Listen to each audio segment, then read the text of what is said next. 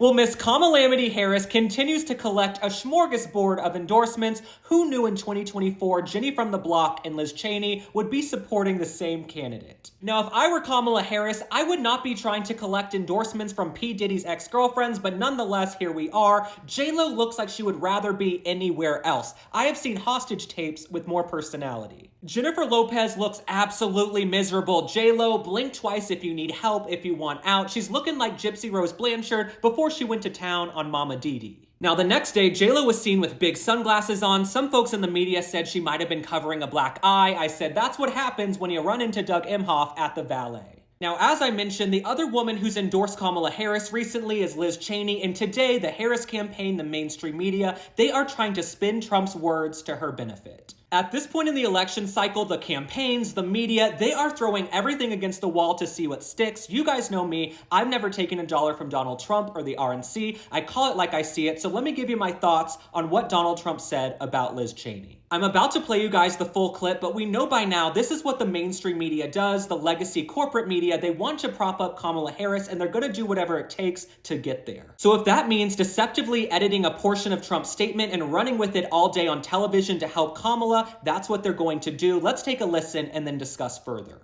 She's a radical war hawk. Let's put her with a rifle standing there with 9 barrels shooting at her, okay? Let's see how she feels about it. You know, when the guns are trained on her face. You know, they're all war hawks when they're sitting in Washington in a nice building saying, oh, gee, let's send 10,000 troops right into the mouth of the enemy.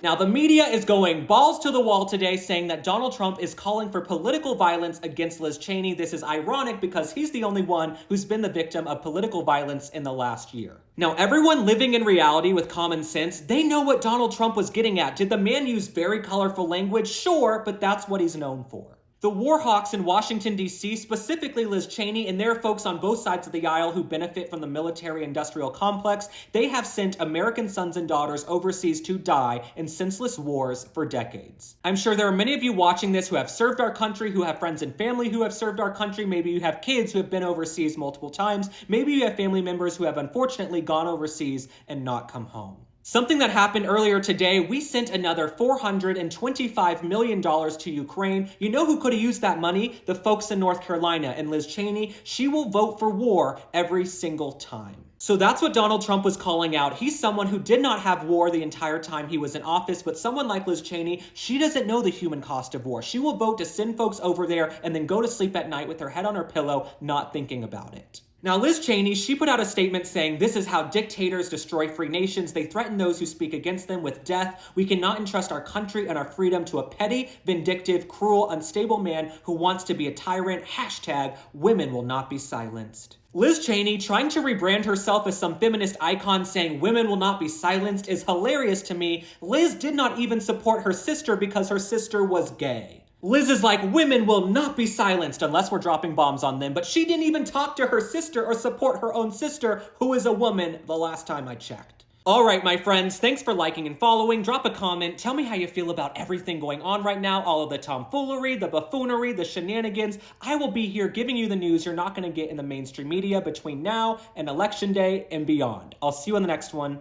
Bye.